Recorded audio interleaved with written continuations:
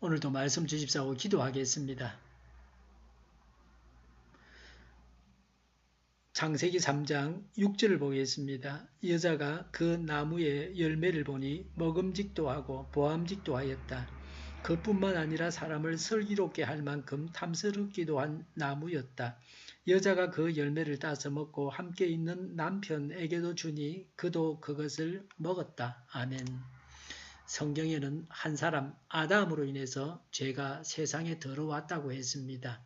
그런데 창세기에서 제일 먼저 죄를 범한 사람은 아담이 아닙니다. 하와가 선악과를 따먹기 직전입니다. 6절에 여자가 그 나무의 열매를 보니 먹음직도 하고 보암직도 하였다. 그뿐만 아니라 사람을 슬기롭게 할 만큼 탐스럽기도 한 나무였다고 했습니다. 선악과를 하와가 보았습니다. 보는 것에서 유혹은 시작합니다. 먹음직했습니다. 군침이 돌았습니다. 먹으면 맛있을 것 같았습니다. 하나님께서 먹지 말라고 하셨으니 더 먹고 싶었을 것입니다. 이런 호기심이 죄를 짓게 합니다. 보암직했습니다. 관상용으로 아름다웠습니다. 하나님께서 만드신 모든 것은 다 아름답습니다. 탐스러웠습니다. 탐스럽다는 말은 마음이 끌리도록 보기 좋다는 것입니다. 슬기롭게 할 것 같았습니다. 뱀은 하와에게 선악과를 따먹으면 눈이 밝아져서 선악을 알게 된다고 했습니다. 이런 것들이 자신에게 필요한 슬기라고 생각했습니다. 창세기 3장 22절에는 하나님도 사람이 선악과를 따먹고 선악을 알게 되었다고 하셨습니다. 선악과에 반했습니다. 미쳐버렸습니다. 이성을 잃었습니다. 바른 분별력을 잃었습니다. 하나님의 말씀은 그 순간만큼은 까마득하게 잊어먹어버렸습니다. 완전히 흘려버렸습니다. 대체로 독버섯은 보기가 좋습니다. 보기가 좋은데 먹으면 죽습니다. 죄를 범하면 시원할 것 같습니다. 행복할 것 같습니다. 소원 성취할 것 같습니다. 죄의 유혹은 이렇게 달콤합니다. 탐을 내다가 유혹에 빠져서 죄를 짓습니다. 그러나 범죄하고 나면 전혀 다릅니다. 고통을 당합니다. 모든 면에서 좋아 보이지만 범죄하게 하는 것인가를 잘 분별해야 합니다. 어린아이, 미숙한 자는 분별력이 없는 자입니다. 6절에 여자가 그 열매를 따서 먹고 그랬습니다. 최초의 범죄자입니다. 아주 불명예스럽습니다. 이후로 계속해서 사람들이 범죄하게 됩니다. 다음 범죄는 곧바로 이어지게 됩니다. 그 다음 사람은 쉽게 죄를 짓게 됩니다. 아담은 아내가 차려주는 밥을 먹듯이 그냥 선악과를 먹었습니다. 식당에서 차려주는 음식을 그냥 먹습니다. 식당 주방에서 아귀찜에다가 조미료를 한술 부어서 줍니다. 500식품 천지입니다. 농민들은 농약 중독이 되어서 우울증에 시달리고 있습니다. 작아도 못생겨도 맛이 없어도 벌레가 있어도 농약을 사용하지 말아야 됩니다.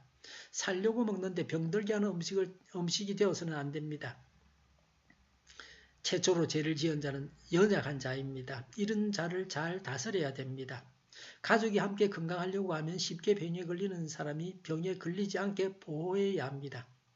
감기에 잘 걸리는 사람이 감기에 걸리지 않으면 온 가족이 건강할 수 있습니다. 한 사람이 감기에 걸리면 온 가족이 돌아가면서 다 감기에 걸립니다. 요새는 독감 걸린 사람과 같은 공간에서 숨을 쉬기만 해도 감염이 된다고 그럽니다. 전염력이 대단합니다. 처음 길을 열기는 어렵지만 이후에 따라하기는 쉽습니다. 하나님의 일을 할 때는 처음 하는 자가 되어야 합니다. 죄를 지을 때는 또 병에 걸릴 때는 최초의 사람이 되어서는 안 됩니다. 하나님의 일을 할 때는 하기 쉬운 일부터 하면 됩니다. 어떤 조직을 설득하려고 할 때는 쉬운 사람부터 설득하면 됩니다. 가족 복음화를 하려고 하면 제일 쉬운 사람부터 전도하면 됩니다. 그래서 한 사람씩 전도하면 됩니다.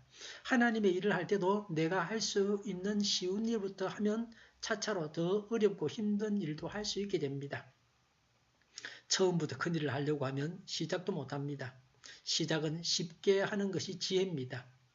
여자는 하나님께서 만드신 피조물 중에서 제일 나중에 만든 피조물입니다. 그런데 범죄는 제일 나중에 만든 피조물이 제일 먼저 저질렀습니다. 나중에 만든 생물일수록 더 고등한 것입니다.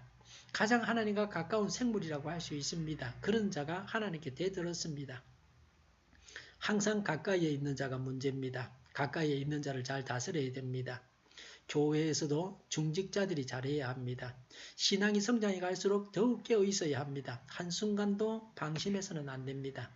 내가 이 정도인데 이제는 한눈을 팔아도 되겠지라고 하는 순간에 천길만길로 떨어져 내려갑니다. 그래서 이 세상은 불완전합니다.